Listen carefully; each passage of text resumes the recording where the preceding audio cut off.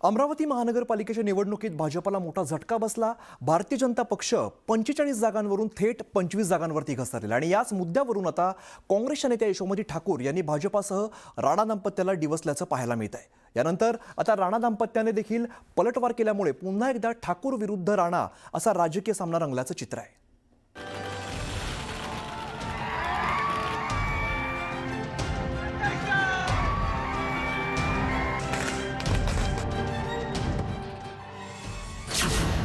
राणांकडून भाजपचा व्यवस्थित गेम। रवी राणांनी गेम केलेला आहे त्यांचा। ठाकूरांचा भाजपसह राणांवर नेम। युवा स्वाभिमाननी व्यवस्थित शिस्तीत भाजपाचा गेम केलेला आम्हाला दिसतोय। नणंदबाईला भाजपची जास्त चिंता। ताई तुम्ही काँग्रेसवर बोला, तुम्ही माझी नणंदबाई आहे, एवढी काळजी तुम्ही भारतीय जनता पार्टीची करू नका। यशोमतींच्या टीकेवर राणांचा पलटवार। यशोमतीताई ठाकूर भाजपमध्ये येणार आहे। त्यांना वाटते की कुठे आपला भाजपवर अन्याय नाही झाला पाहिजे। अमरावती महापालिका निवडणुकीत सत्तेचं त्रांगण निर्माण झालंय। कोणत्याच पक्षाला बहुमत नसल्यानं आता युती करूनच सत्ता स्थापन करण्याचा पर्याय भाजप समोर आहे। अमरावती महापालिकेत एकूण 87 जागा होत्या, त्यामुळे सत्ता स्थापन करण्यासाठी 45चा आकडा गाठणं गरजेचं आहे। पक्षीय बलाबल पाहता भाजपकडे 25 नगरसेवक आहेत, तर त्या खालोखाल काँग्रेसच्या 15 जागा आहेत, तर रवी राणांच्या युवा स्वाभिमानांना देखील 15 जागा जिंकल्या आहेत। असुद्दीन ओवेसींचे MIMचे 12 नगरसेवक विजयी झाले आहेत।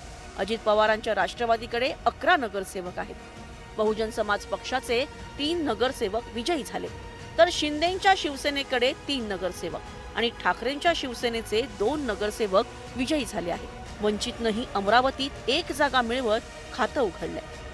कोणत्याच एका पक्षाला बहुमत नसल्यानं युती आघाडीशिवाय अमरावती महापालिकेत सत्तेचं गणित जुळू शकत नाहीये। अशा परिस्थितीत 45 वरून थेट 25 जागांवर घसरलेल्या भाजपला 15 नगरसेवक असलेल्या रवी राणांची मदत घ्यावी लागणार आहे। त्याचवेळी आणखी 5 नगरसेवकांची जुळवाजुळवही करावी लागणार आहे। याच मुद्द्यावरून काँग्रेस नेत्या यशोमती ठाकूरांनी राणांनी भाजपचा गेम केल्याचा टोला लगावत भाजपसह राणा दाम्पत्यावरती निशाणा साधला। रवी राणांनी गेम केलेला आहे त्यांचा। युवा स्वाभिमाननी व्यवस्थित शिस्तीत भाजपाचा गेम केलेला आम्हाला दिसतोय। भाजपला कुबड्यांची गरज पडणार आहे। भाजप त्यांच्या समोर लाचार होणार आहे आणि इथं लंगडं सरकार बसताना आम्हाला दिसतंय। यशोमती ठाकूर यांच्या टीकेनंतर राणा दाम्पत्यानं देखील जोरदार पलटवार केला।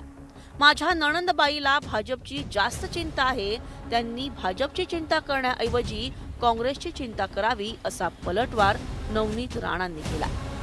मला असं वाटते ताई तुम्ही काँग्रेसवर बोला, ताई दिवसावर बोला, तुम्ही माझी नणंदबाई आहे, एवढी काळजी तुम्ही भारतीय जनता पार्टीची करू नका। मला माहित आहे तुम्ही कसे भारतीय जनता पार्टी सोबत बसता, काय काय करता। तर माझ्या नणंदबाईला एवढीच सल्ला देईन, तुम्ही खूप मोठे नेते आहे, पण लहान कार्यकर्त्यांची कधी कधी ऐकली पाहिजे। काही महिन्यामध्ये यशोमतीताई ठाकूर भाजपमध्ये येणार आहे। त्यांना वाटते की कुठे आपला भाजपवर अन्याय नाही झाला पाहिजे, भाजपचं कुठं काही कमी नाही झाला पाहिजे।